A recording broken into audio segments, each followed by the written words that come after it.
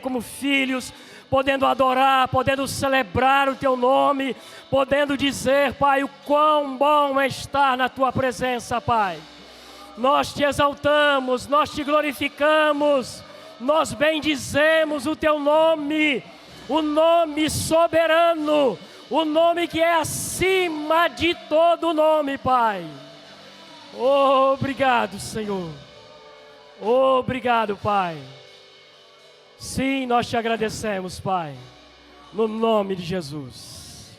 Amém. Dá um abraço nessa pessoa que está do seu lado. Amém. Toma o seu assento. Obrigado, louvor. Excelente trabalho. Glória a Deus. Hoje é o último dia do mês de março, não é isso? Domingo de Páscoa. Aprova o Senhor que você estivesse aqui. Amém? Hoje nós estamos reforçados, né? Nós estamos com os pré-adolescentes. Cadê os pré-adolescentes? Aí? Amém, isso mesmo. Já se identificaram, viu? Os adolescentes também? Isso, benção. Glória a Deus. Vamos então discorrer sobre esse tema, né? Os efeitos da redenção. Diga comigo, os efeitos da redenção. Amém?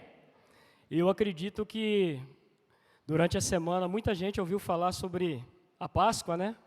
Páscoa é um assunto dominante no nosso meio, nós sempre falamos em qualquer época, né? Muito mais nessa semana. E é interessante, irmãos, que lá em Êxodo capítulo 12, está o começo ali de umas instruções dadas pelo Senhor a Moisés e Arão. É bom você relembrar isso, tá certo? Eu sei que muitos já sabem disso, conhecem bem essa história, né? Mas é sempre bom nós relembrarmos as mesmas coisas. Amém? Você está aqui?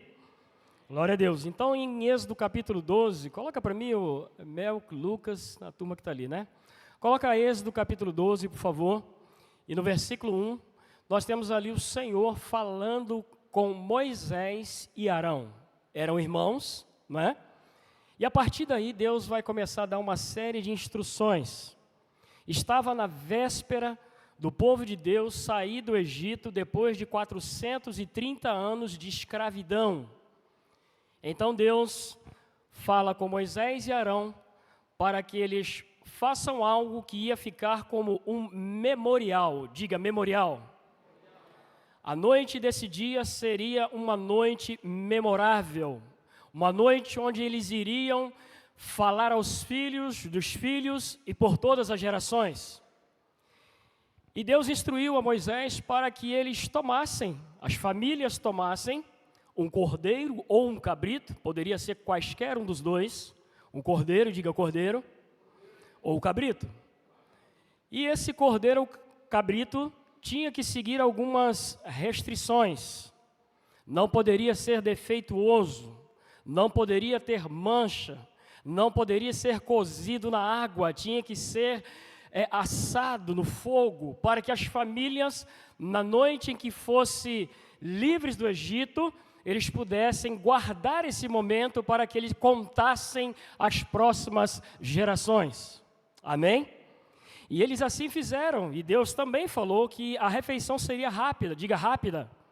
Não podia ser uma refeição lenta, tinha que ser um modo rápido de comer, como de alguém que precisa sair com toda a rapidez para o seu destino. Amém? Havia também uma instrução, eu acredito que você deve estar lembrando agora aí, de que eles pegassem o sangue daquele animal e fizessem o quê? Quem lembra, me ajuda? Alguém falou? Passasse sobre os umbrais das portas. Diga, passassem sobre os umbrais das portas. Isso tinha um significado aonde o anjo passaria e a casa que tivesse com aquela sinalização, com o sangue passado pelos umbrais das portas, não seria vitimado ali ninguém. Mas a casa onde não houvesse esse sinal, aí sim, o primogênito, o que aconteceria, irmãos? Hein? Pode falar, é isso mesmo, morreria. E o que aconteceu foi que o povo de Deus cumpriu aquilo que precisava ser feito. Na presciência de Deus, na onisciência de Deus, aquilo estava figurando algo que ainda ia acontecer. Amém? Tudo isso que estava ali acontecendo, Deus estava instruindo, na verdade, o seu povo, estava apontando para algo na nova aliança, lá na frente, que ia acontecer. E a Bíblia diz que, quando deu a meia-noite, toda aquela situação se desencadeou, e muitos primogênitos ali no Egito morreram. Eu não vou delongar muito na história, você conhece bem. E o que aconteceu foi que o povo de Deus foi preservado. E ao mesmo tempo que ele foi preservado, foi intimado também a sair rápido do Egito. Então muita coisa que estava sendo até mesmo preparada, as massas com fermentos, não deram nem tempo de ser totalmente preparada na sua totalidade. E aí Deus deu uma graça ao povo de Deus, para que o povo também saísse com muitos objetos, com muitas praças, com muito vestido. O povo de Deus saiu daquela situação de uma forma enriquecida, diga enriquecida. Passaram-se os tempos, e essa prática, essa Páscoa instituída, essa Páscoa do povo judaico, essa Páscoa dos hebreus, passou a ser algo contínuo na velha aliança. Amém? Você está aqui? Mas eu quero te lembrar que esse cordeiro, que foi morto nesse momento da Páscoa, ele não poderia ser pego no dia, diga no dia, e ser morto logo em seguida. Não podia ser assim. Ele precisava ser separado no 10º dia, e só podia ser morto no 14º dia.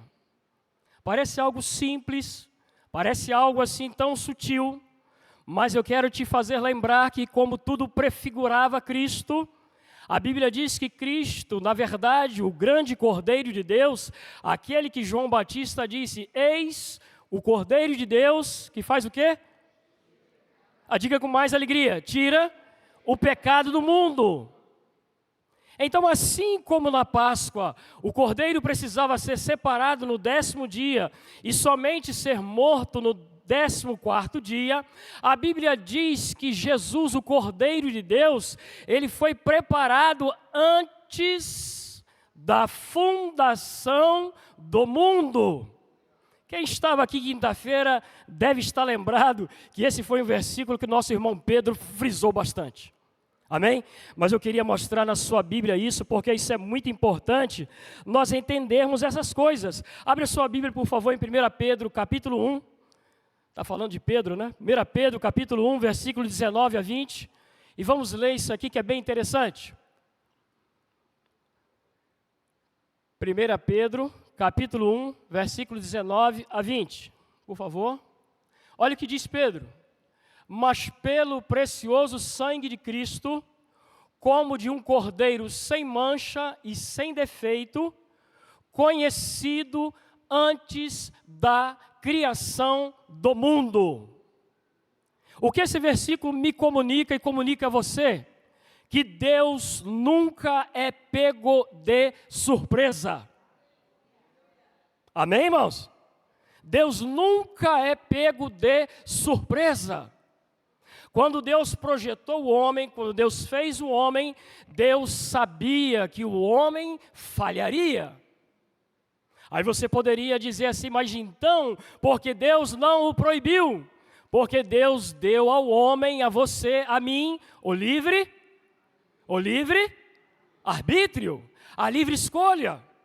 Veja, você escolheu nessa noite estar aqui ou não. Amém? Você fez uma boa escolha. A melhor escolha, estar onde os santos se reúnem, estar onde a igreja avança. E sabe por que nós viemos sempre à igreja? Porque nós não estamos com a nossa alma salva. Nós estamos salvos no nosso espírito. A nossa alma nós estamos salvando dia a dia. A salvação da nossa alma é progressiva, um dia após o outro. A salvação do nosso corpo somente quando Cristo vier nas nuvens, onde os nossos corpos serão o quê? Transformados.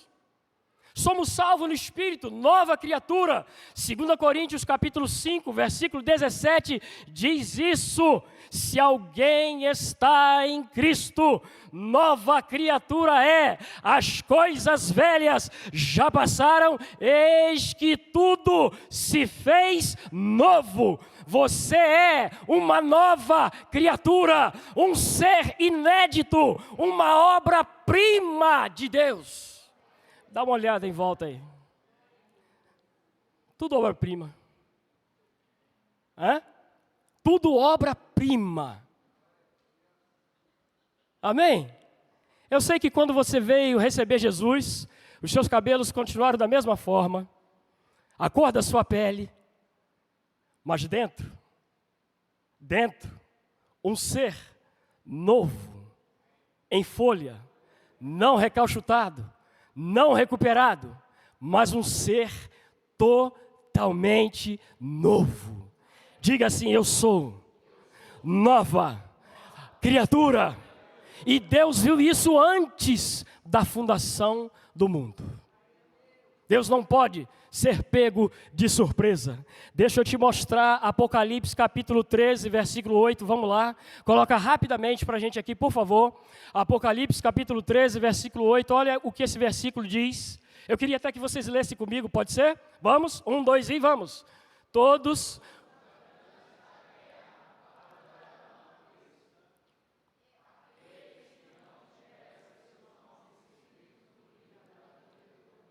Preste atenção. Que foi morto desde a criação do mundo. Então, tudo aquilo que estava acontecendo aos olhos de Deus, Deus já estava pronto e preparado para isso. Você se lembra que lá em Gênesis capítulo 3, versículo 15, Deus fez uma promessa quando o homem caiu? Coloca, por favor, o pessoal da mídia, Gênesis 3,15, coloca bem rapidinho, tá certo? Olha o que diz Gênesis 3,15. Gênesis 3,15. Você colocou 30, isso. Porém, inimizade entre você e a mulher, entre a sua descendência e a descendência dela, que ferirá a sua cabeça e você lhe ferirá o calcanhar. Tudo isso estava apontando para coisas que iam acontecer. Olha o que diz Gênesis capítulo 3, versículo 21. Nesse mesmo capítulo, diz assim: o Senhor Deus fez roupas de pele para o homem e a sua mulher e os vestiu. O que estava acontecendo aqui? O homem, depois de pecar, ele percebeu que estava nu. Ele tomou consciência do bem e do mal. E a Bíblia diz que eles pegaram folhas de figueira e fizeram para si aventais para se cobrirem. Deus olhou e rejeitou aquele modo deles se justificarem. O que fez Deus? Mata um cordeiro inocente e veste o homem do modo de Deus, como Deus queria. Tudo isso estava apontando para o cordeiro que morreria um dia pela sua causa. Amém? Gênesis capítulo 4, versículo 4. Há algo interessante na vida de um ofertante. Gênesis capítulo 4, versículo 4, está escrito o seguinte: Abel também trouxe as primeiras crias do seu rebanho com as partes gordas. O Senhor olhou com agrado para Abel e para a sua oferta.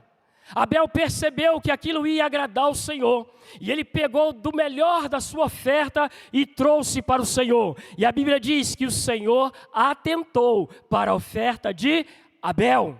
Foi tão sincera a oferta de Abel, que a oferta de Abel nos fala até o dia de hoje. Sabe quando você traz a sua oferta deste lugar, no gasofilácio, há alguém que recebe as ofertas? E esse alguém não é a pessoa que está dirigindo o culto, não é o ministro da noite, mas existe alguém que recebe as suas ofertas. Amém? Então você precisa ter essa consciência sempre de ser um bom ofertante, de escolher a melhor oferta, de trazer para o Senhor sempre. Amém? Isso continuou sendo uma prática no Antigo Testamento, gente. Pessoas oferecendo sacrifícios. O próprio Deus instituiu isso na lei, para que eles assim fizessem. Mas uma coisa estava acontecendo, é que apesar daquelas ofertas, apesar daquele sacrifício, o povo estava continuando na mesma situação. Aquelas ofertas impotentes para resolver o problema. Eram boas, digam, eram boas, mas não eram perfeitas. As pessoas traziam às vezes até vaca, boi, traziam até o tabernáculo, o sacerdote recebia. Às vezes eram ofertas pequenas, eram pombas, rolinhas. As ofertas eram de acordo com aquilo que as pessoas ocupavam no cenário de Israel. A instrução era para que quando eles trouxessem a oferta, colocassem a mão sobre o animal, como se estivesse transferindo a sua culpa, o seu pecado para aquele animal. Havia uma série de instruções, e o livro de Levíticos, diga Levíticos, é o livro das instruções, das ofertas, dos sacrifícios. Mas o que estava acontecendo, gente, é que depois que a pessoa ofertava e ia embora para casa, ele estava do mesmo jeito. E uma vez por ano, diga uma vez por ano, o sumo sacerdote entrava no Santo dos Santos, oferecendo pela sua vida e pela vida do povo. Mas tudo isso era coisas para trazer a consciência do povo que precisavam de fato de um Salvador, de um sacrifício perfeito, de um único sacrifício que pudesse, por uma vez por toda, resolver todos os problemas.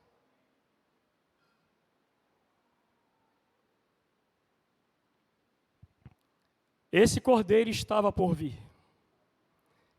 Ele foi anunciado.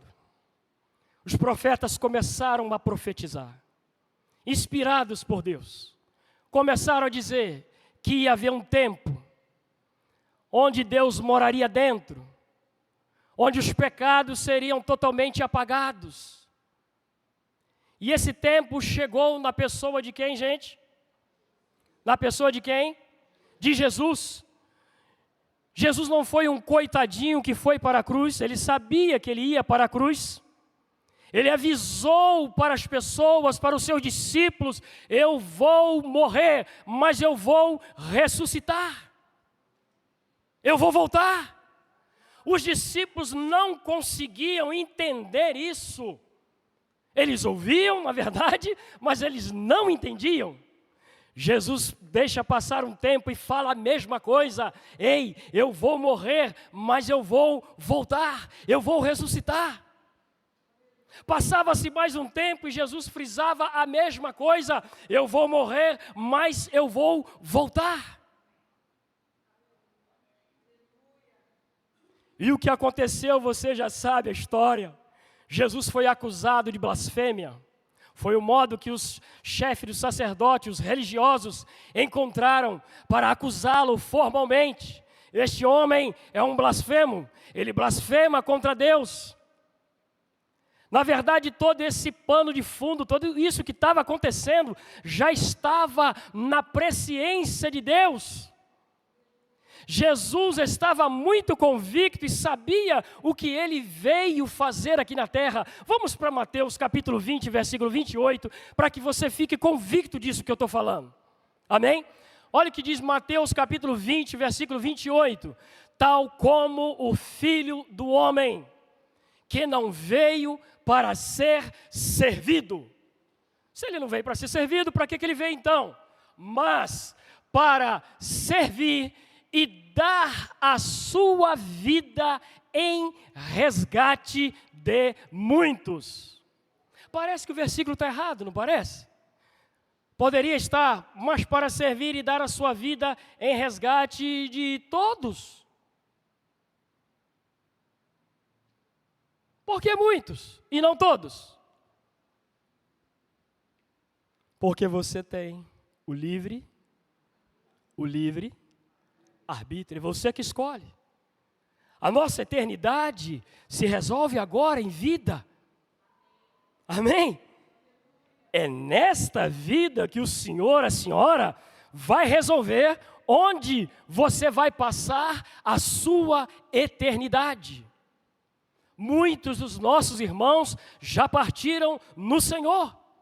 Estão numa vida intermediária, aguardando aquele momento quando Cristo virá nas nuvens do céu, arrebatar a sua igreja, o povo que Ele chamou para si, as pessoas que decidiram, acima dos empregos, acima do status, acima do dinheiro, acima da riqueza, acima de qualquer coisa, uma vida com Cristo. Irmãos, eu não sei se você para pensar nisso, mas quão grande vai ser esse dia. Eu não sei se você já tirou um tempinho seu, 1 minuto, 2, 3, 4, para pensar na volta de Jesus. Porque a Bíblia diz que os mortos vão ressuscitar. Quantas pessoas morreram até o dia de hoje em Cristo?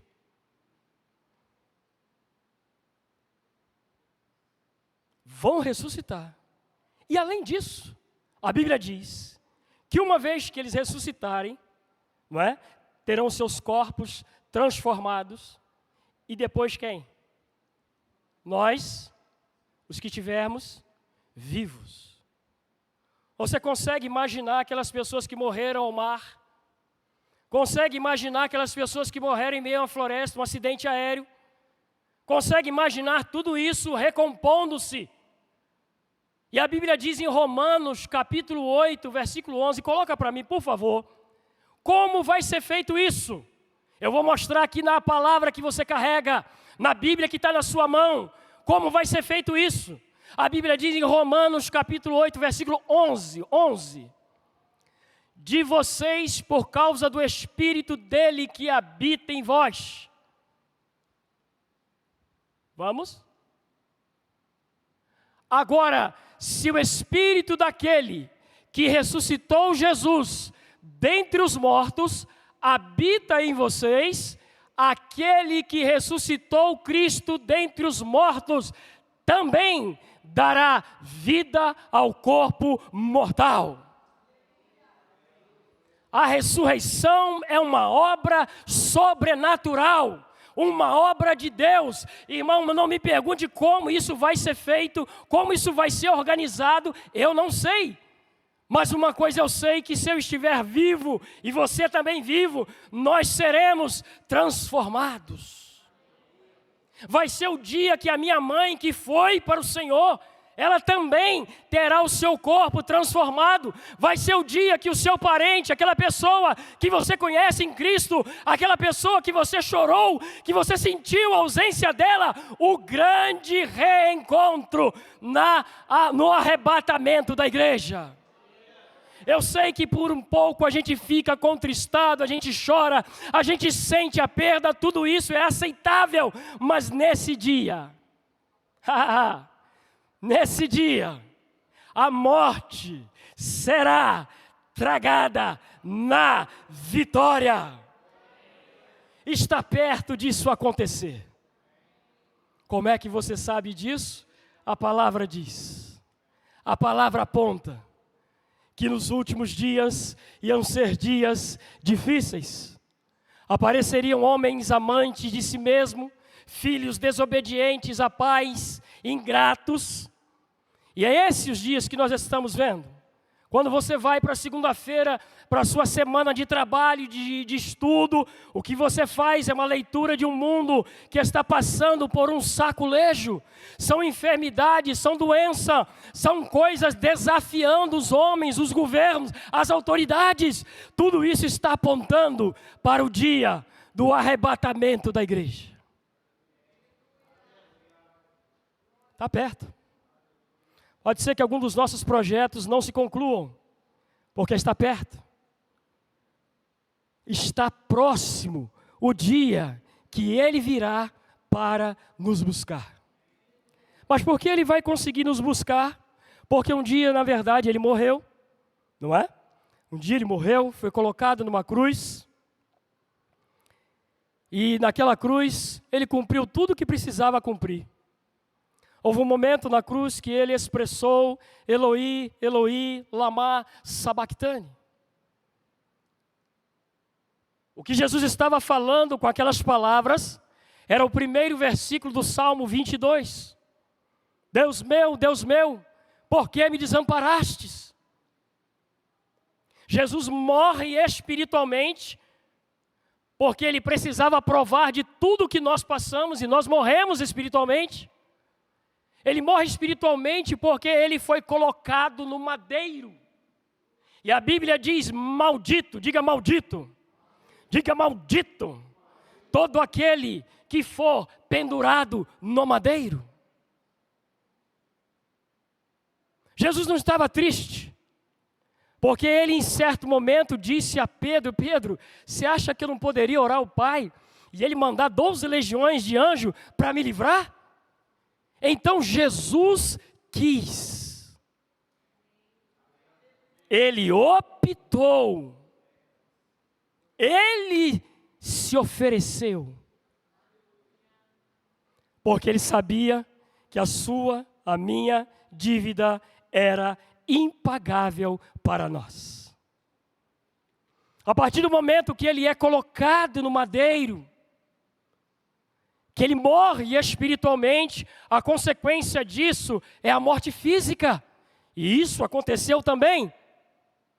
E você sabe disso. Muitas mulheres que serviam a Jesus com seus bens, chorando, a sua mãe, os discípulos fugiram, como ele também havia dito que ia acontecer. Mas o que acontece é o que você já sabe bem, é que a morte não foi capaz de detê-lo. A morte não conseguiu. A justiça de Deus foi estabelecida. Pedro escreve e diz que Jesus desceu aos grilhões e pregou aquelas pessoas que ali estavam. Mas dado o momento, ao terceiro dia, como ele sempre disse, ele ressuscitou. Nós cantamos isso aqui hoje, não foi? Cantamos ou não cantamos? Cantamos isso. E cantamos mais de uma vez e mais de uma canção. Jesus está vivo. Jesus está vivo. Ele vive. Aí eu pergunto para você, quais são as consequências disso? É aqui que eu quero caminhar com você. Quais são as consequências disso? O fato de Jesus ter morrido, o que impacta hoje na minha vida? Eu poderia falar de 12 coisas, mas eu não tenho tempo. A coisa número 1 é que através da morte dele, uma vez que você crê, uma vez que você o recebe, você se torna filho de Deus. Não é Carlos que diz, é a Bíblia, João capítulo 1, versículo 12. Por favor, João 1, 12.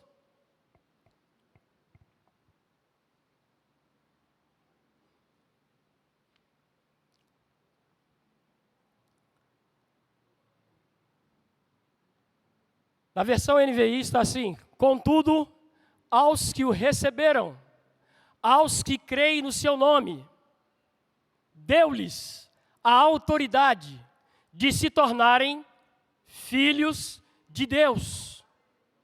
Essa é a nossa identidade. Essa é a nossa credencial. Se alguém disser que você não é filho de Deus coisa nenhuma, mostre para ele essa verdade da palavra. João 1,12 está dizendo isso, que nós nos tornamos filhos e filhas de Deus.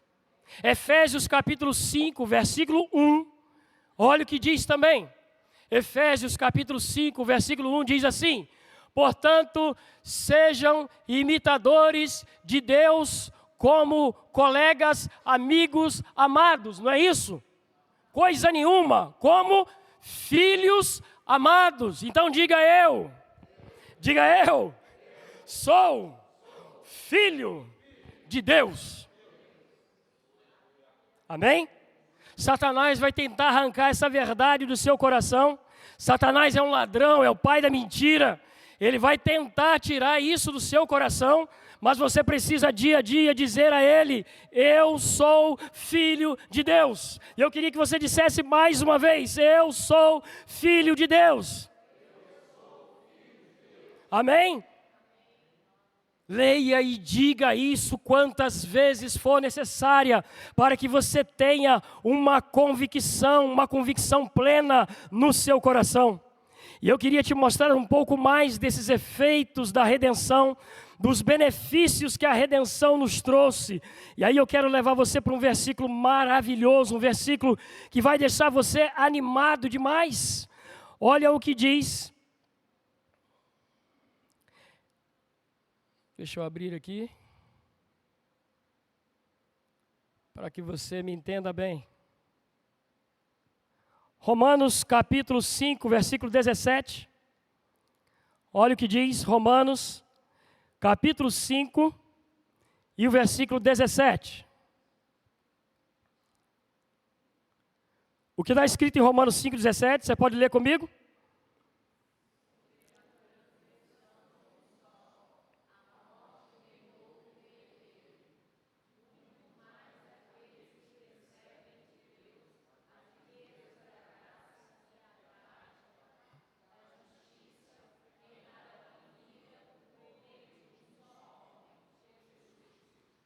A aceitação a Jesus fez de você um rei, um sacerdote, fez de você uma pessoa rica, fez de você uma pessoa próspera, fez de você uma pessoa curada, fez de você uma pessoa preservada, protegida. Tudo isso é feito da redenção. Amém? Você se tornou filho, você se tornou rei, sacerdote, rico, próspero e tanta coisa maravilhosa. Olha o que diz 2 Timóteo capítulo 2 e o versículo 11. É mais um efeito da redenção. Esta palavra é digna de confiança. Se morremos com Ele também, para que então vamos temer a morte? Para que então vamos temer as notícias ruins? Uma pesquisa mostrou recentemente que 95%, se eu não estou enganado, das pessoas têm medo de desenvolver alguma doença. Mas a palavra está dizendo todo dia para você: se morremos com Ele também viveremos. Vem a notícia ruim e você continua lendo. Se morremos com Ele também viveremos. Amém? E a vida com Ele é infinitamente melhor. Paulo disse: o viver para mim é Cristo, o morrer é lucro. Eu não sei o que faço, se eu vou ou se eu fico. Mas pode deixar, por amor a vocês, eu vou ficar ensinando vocês um tempo. Sabe o que é isso? Um homem e uma mulher que não tem medo da morte. Diga: eu não tenho medo da morte. Aí você escuta amanhã: eita, está desenvolvendo uma gripe, tem um vírus, ai meu Deus do céu. Não, continua dizendo: eu não tenho medo da morte, porque o justo não teme más notícias. As más notícias acontecem, claro que acontecem, doenças existem, doenças agressivas, doenças que vêm para vitimar, mas você fica firmado na palavra, porque a palavra diz: os que confiam no Senhor serão como o monte de Sião, que não se abalam, eles não tremem, mas permanece. Diga: permanece para sempre. Ser crente é bom. Ser crente é maravilhoso. É poderoso demais. Não importa a idade. Crianças, pré-adolescentes, adolescentes, jovem, os idosos. A Bíblia diz que os velhos, na sua velhice, darão frutos. Amém? Então não tem fase nenhuma que é ruim ser crente. Isso é efeito da redenção. Deixa eu te mostrar mais um efeito. E esse efeito é bem poderoso. João capítulo 14, versículo 17. É um outro efeito da redenção. Eu acho que você entende que efeito é uma consequência, né? Olha o que diz João 14, 17. O Espírito da verdade. O mundo não pode recebê-lo, porque não vê, nem o conhece. A boa notícia, vocês, igreja local de Resende, povo de Resende, povo de todas as cidades do Brasil e do mundo, vocês, porém, o conhecem, pois ele vive com vocês e estará em vocês. Porque Jesus disse vive e estará. Não bastava ele dizer vive? Porque ele estava dizendo dele. Eu vivo com vocês. Estará com vocês, porque o Consolador virá.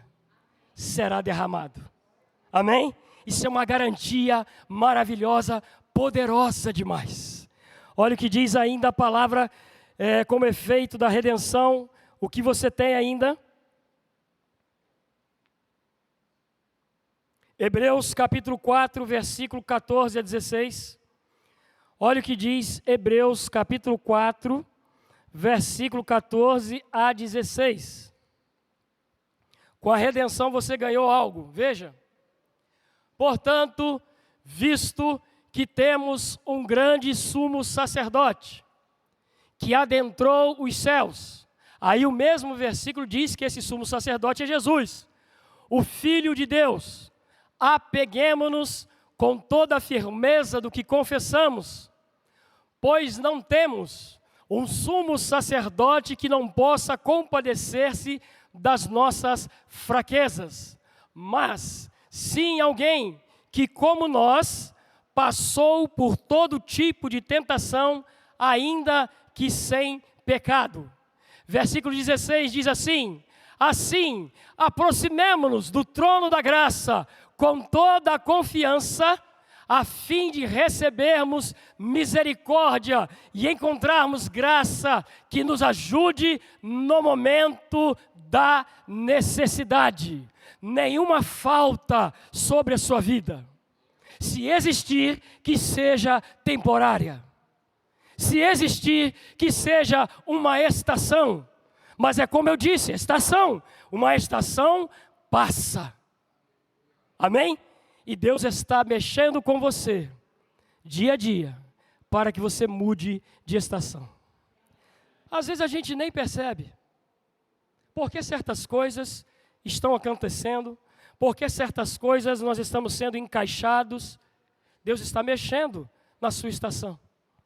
Ele quer modificar a sua estação, quer fazer você provar de algo que você ainda não provou, de algo que você ainda não viu. Ele está te conduzindo a uma nova estação. Você já percebeu que há coisas para trás que você olha e você não faz mais?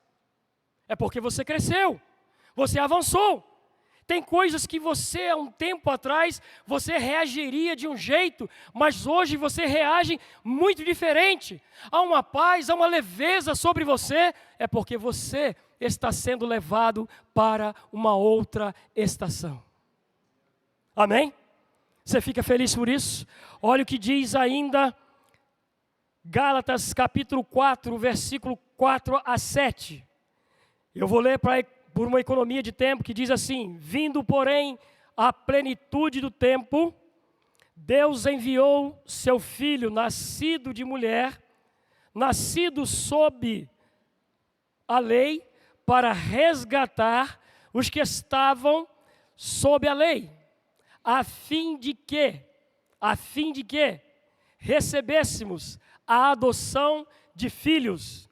E porque vós sois filhos, preste atenção nisso, enviou Deus ao nosso coração o Espírito Espírito de seu Filho. O que é que você tem dentro? O Espírito de Deus. E o que esse Espírito faz? Ele clama, Abba, Pai, Papai, Papaizinho. Em momentos de dificuldade, dentro de você já há um Espírito suficiente para você dizer, Papaizinho, eu preciso de você.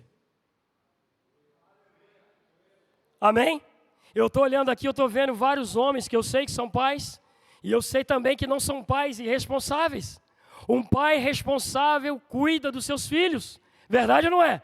Estando perto ou não, estando em viagem, estando em outro lugar, ele nutre aquela responsabilidade pelos seus filhos.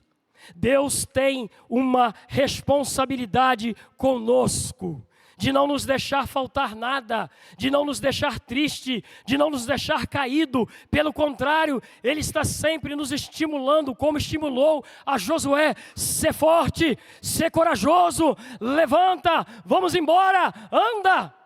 É assim que Deus está sempre incentivando os seus filhos.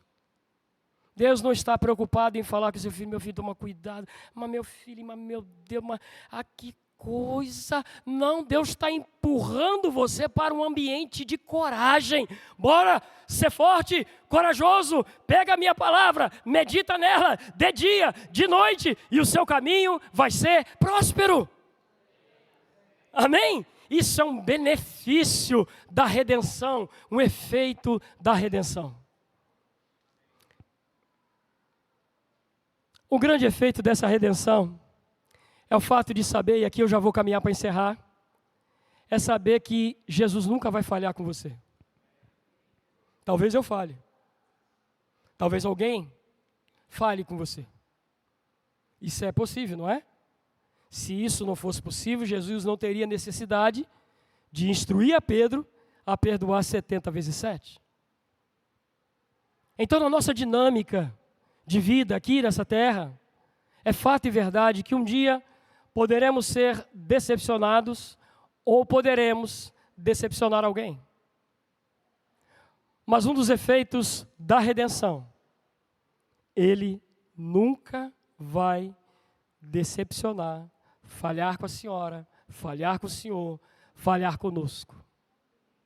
Nunca. Isso está intimamente ligado ao seu caráter. Você tem um amigo, você carrega um amigo que jamais pode falhar com você. Essa é a vitória da Páscoa. Na noite da Páscoa, Jesus estava reunido com seus discípulos para comemorar a Páscoa. E nessa mesma noite, Ele faz algo bem interessante. Ele ministra a ceia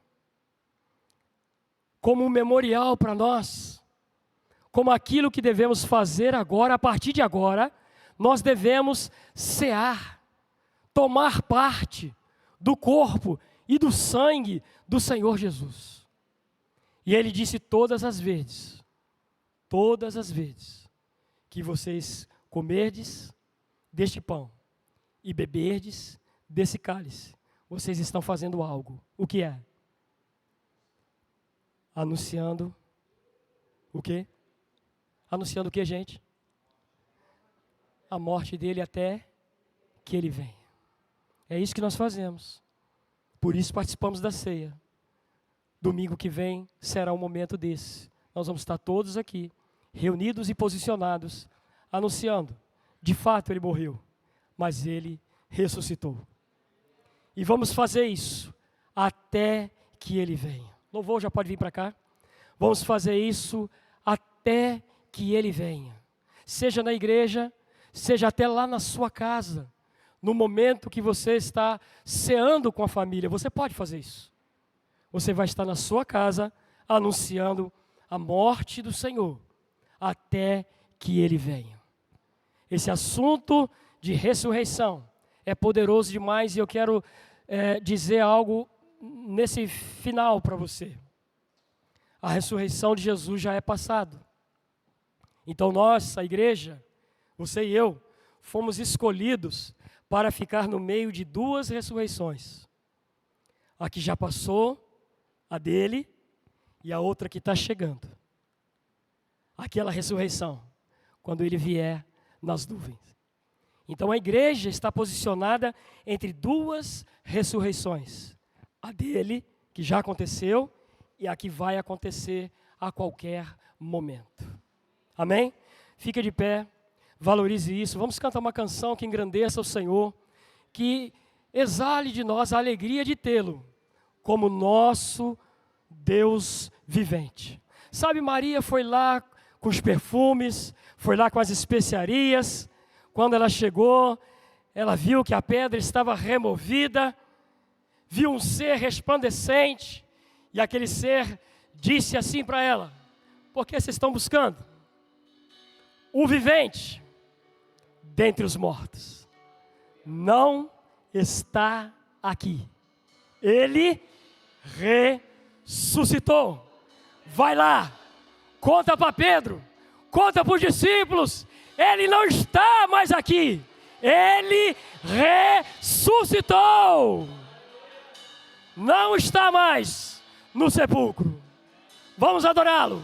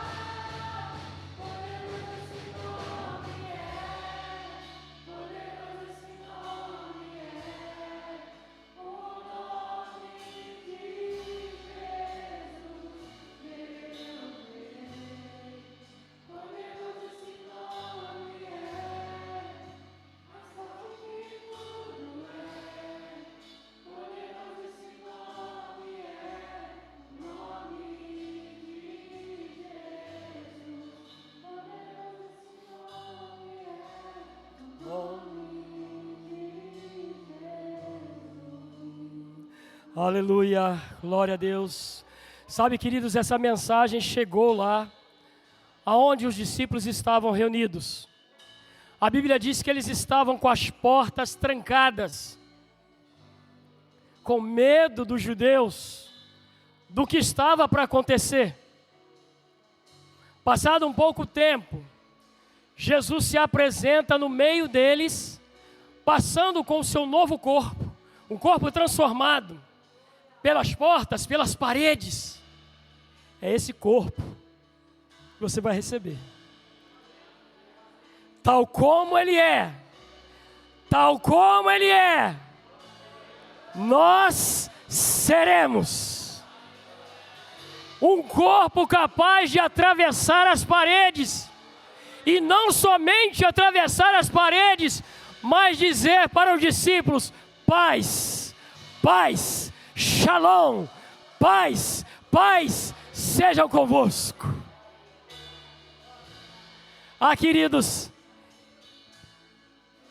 2 discípulos estavam caminhando no caminho de Emaús, conversando a respeito dele.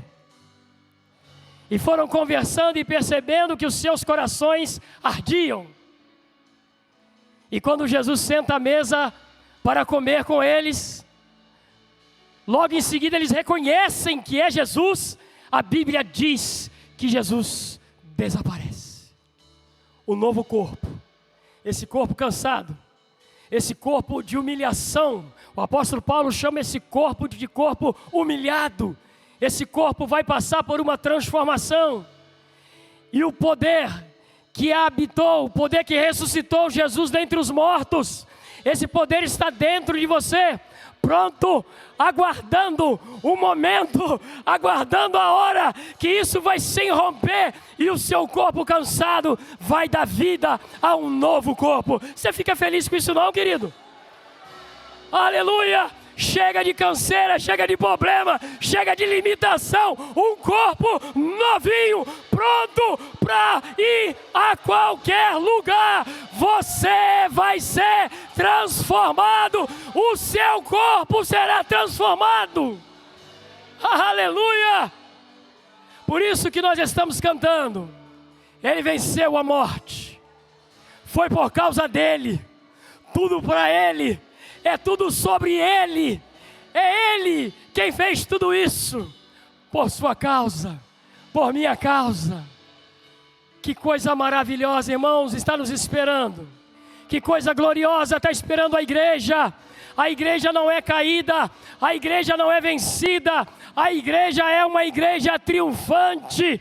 Dias de glória, aguarda a igreja, dias de glória, aguarda você. E eu queria saber nesta noite,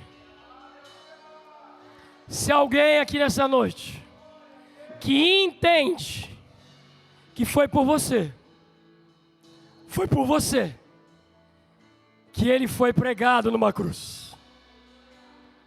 Ele mesmo quis, foi a sua vontade, Ele se colocou na cruz.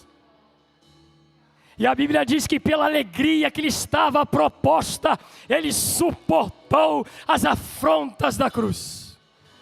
Eu queria saber se nesta noite tem alguém aqui. Pode ser apenas uma pessoa, que seja. Pode ser 2, enfim. Eu queria saber se há alguém que nesta noite entende que para nós, como diz Paulo, Cristo é a nossa Páscoa. Eu queria saber se há alguém que deseja receber Jesus como seu Salvador. Talvez você já foi a muitos cultos, talvez você já foi a muitos lugares. Eita, mas hoje é um dia especial demais. Um dia que pode ficar marcado na sua vida.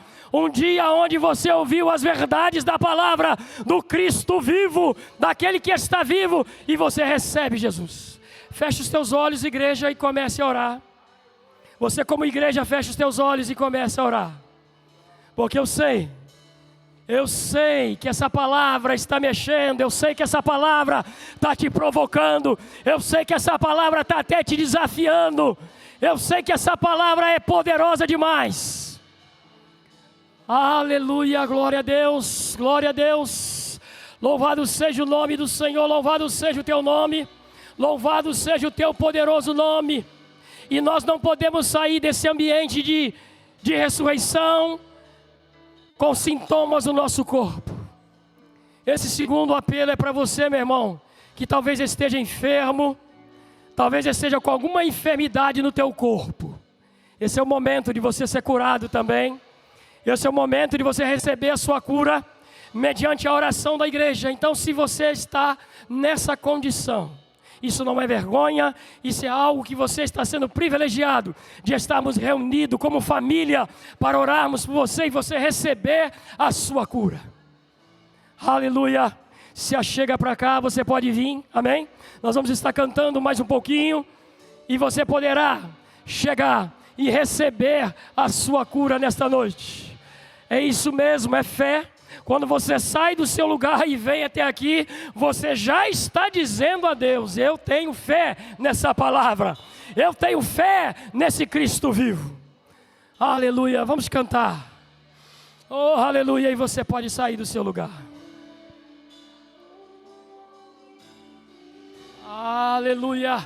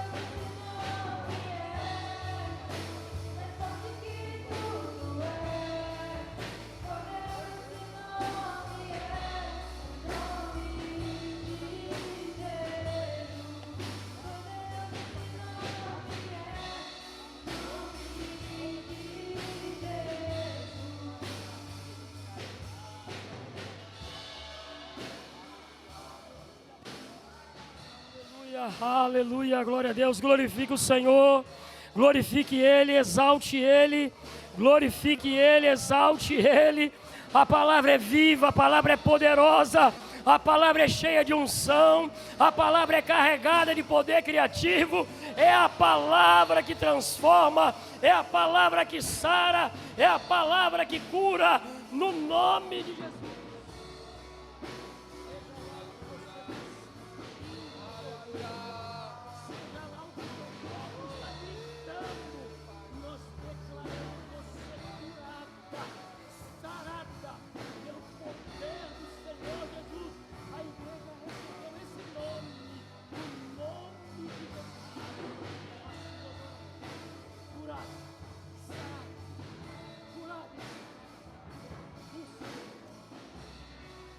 Aleluia, aleluia, oh aleluia, aleluia, glória a Deus, glória a Deus, glória a Deus, exalte Ele, exalte a sua palavra, exalte Ele, exalte a sua palavra, Ele vive, Ele está vivo, Ele vive, cadê a sua manifestação de que Ele está vivo, de que Ele vive em nosso meio?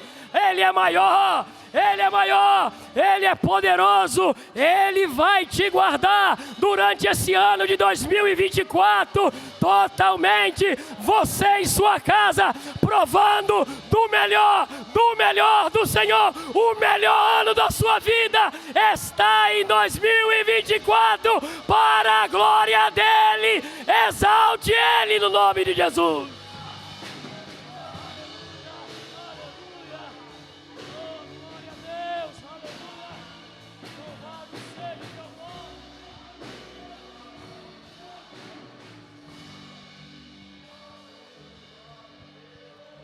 Aleluia.